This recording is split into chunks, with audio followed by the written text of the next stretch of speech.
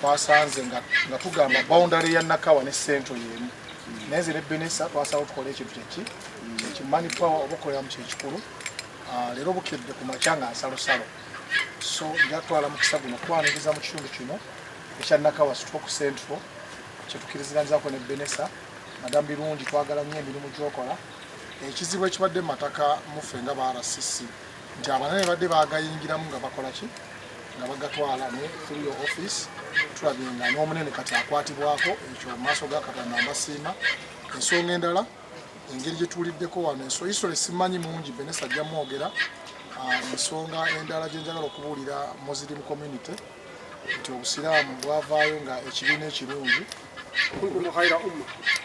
okubeera nti kirabirwako abantu abaki abalala so ekintu ekirimu Obusiraamu n'ettaka tubyawule nanze Omusiraamu kyenjagala okukola ki obabuulira nti there is a difference between Omusiraamu chairman mpuliriza waliwo Omusiraamu neki n'ettaka bwe tuba nti eno Muslim community naye ng'ate Muslim community mulimu ba members abakandira ku ki ku ttaka Muslim community mugizibwa ebbali tugende ku dispute yaki ey'ettaka rabbi zidni ilman warzuqni fahma Allah musabe okumanya omusabe n'okukola ki n'okutegeera fosu tuli wano ku mazima doctor is my mentor mu line y'amaanyi nnyo ne mbaafunye ekizibu ki mu guidance agikola ki agimpa so ntwala omukisa guno wano okwebaza Benesa RCC Kampala RCC Nakawa okubeera ntusobodde okubeera tekirabikalabika barasiso wenantusa olinga ngobawo wenantusa olinga akola ki naye ffe wetu tukola ki ffe tubaanirize era ntwala omukisa guno okwebaza RCC Benesa okuba nti yantasikinze nangamba bweba Central jangu obeerewo bweba Nakawa tukole ki twanirize bakama baffe so yensonga enkulu etuleese wano yokka naye mu intelligence etufunye wano Nkayana zino ziruddewoko n'Enkayana ezibadde ziruddewo Nkayana zino mbadde muzimala n'antalo ota olinza owanga ne kubaako omuwanguzi ogwo naye oyinza okufiirwa omulwanyi w'ogwo nababeera nga munno bafiiriddwa wayinza okuba kuliko omulungi agoberera naye olwokuba mu resolvinze mu ntalo so the doctor of land is here tusaba atuluŋŋamye ekirungi byayise mu mitendera gyonna wajja n'olusoke wa madamu Fiona wuuno wano sinza kubona kigambo kyenyiza kwogera ku nsalawo ya wano nga bamentaazi bange babiri bombi baliruddawa bali wano so nze kyandibadde kya mukisa mulungi nnyo kazino nekazize wa muganda wange Benesa bw'aba alina kyawe madamu Fiona Lutambika is a standby person so I appreciate him also okubeera nti namukubidde biro byonna byolabye binyina ebiri wano biro lwabwetaavu lwakuba nti madamu Fiona ajja ne minisita akola ki ajja tulinda kigambo kya mugase. Madamu Birungi, I am exceedingly humble and profoundly honored to be part of this congregation today. My name is Edwin Benesa and I'm the Deputy RCC for Nakawa Division.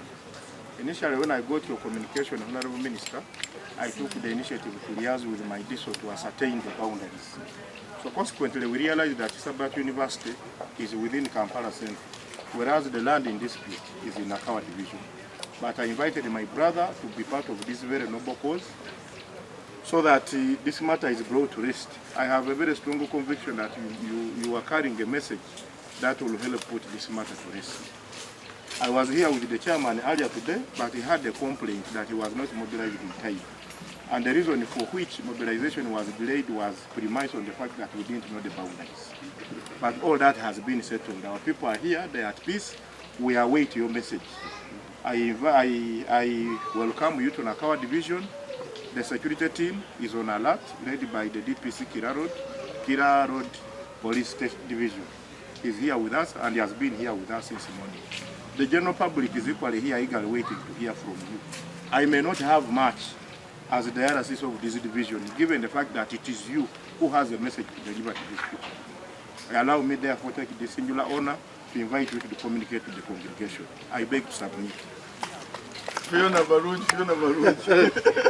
And Fiona Barungi is senior special assistant to HE the President, special duties. Special duties our President will go on. Era kati special duties zibamu enaku zino kubanga nyambako ku bintu bino eby'ettaka. Ndusaba buuzeeko mu Luzungu mu Luganda. Mu Luganda. Ala aweebwa ekitiibwa.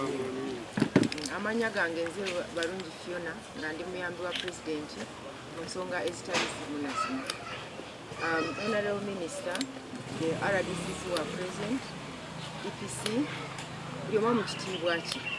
Nsanyuse okubalaba ate nsanyuse n'okubeera nga tuli wano wadde it was a short notice nga bwe mugambye naye at least ndabako abantu era taata nkwebaza webala okujja wano nsaba oyimuke ogonjole ensonga eri abantu ebyange sigenda nange nyimirira kuwuliriza ki ekigenda mu maaso. Okuba nti okulembedde ekitundu okuva 1993 n'okutuusa leero ng'ate sigamba nti n'obeerako obubeezi naye nga bakulonda ne bakuwa obwesige n'obeerawo. Ate mbeebaza kubanga waliwo omuzikiti guno nze newankubadde siri musiraamu naye ndi mubuulizi wa njiri era namuno nabuulirangamu edda nga nkyali mutuufu abazze ennaku zo be balaba agayumba wano wonna yali nsiko njiri netuzanyira eri mwange eri byonna mubimanyi.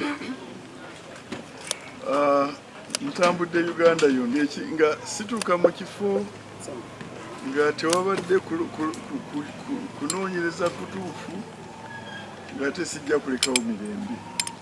Wonna wentuuka ndeka nga bonna bamatidde ng'ate bonna waliwo emirembe.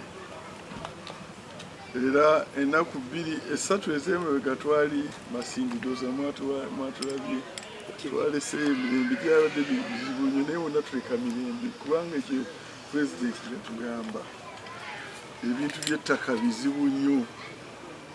Mukwano gwange gw'omanyiko Dr. Kasasa otebugwamu omumanyi nakola ensonga ze myaka 2 n'okukati atuuse okufa juzi nga teziwedde ndoza yafudde kesi yamala myaka 18 mu kooti naye nga ne substantive matter nabakuulira bakyali mu POs here. Ekyettaka kizibu nnyo olina okirongoosa n'okinoonyereza kubanga bw'oba tokituuse wansi anytime kitumuka ate ne kiyita ebizibu ebirala ebisingayo. Nkwebaza kubanga ojjukidde lwe wajja mu ofiisi. After that ekino nali nkirekedde oyo omukyala senior registration officer Aisha Kabira ne ate oluvannyuma nefuna complete endala ate nempa ebirala ebifa wano kati neŋŋamba nti okutuuka ku bottom of the matter nteeka okuleeta unity ya president nga yo omulimu gwayo kunoonyereza up to the last empe ripoota then ripoota eyo kwenaasinziira okuwa ekisembayo. Bamaze ekiseera kiwanvu era ndowooza nga bw'oyogeddeko baatuukako na wano. Zabadde nga wiiki 2 eziyise ne bampa ripooti saagisomerawo mangu kubanga ndi bize nnyo. Bwentula mu ofiisi nsangayo abantu nga bameka wonna wajjudde wansi ne mukoliga nawa bwenfuluma wonna buli wegenda ate nga nteeka okutuukiriza obuvunaanyizibwa bwampeera. So wante nkyajja kubeera bwikwe neŋŋamba ekizibu kino kirina okukolebwako kigwe toyinza kibeerako forever. Lipoota yino ngifunye nakatiza omulimu njagisomera mbadde siwakugisoma yenna naye engeri gyemuli ate kukyama naawe ndowooza nja kulekera bukku ate tebakubulidde mangu nti nzije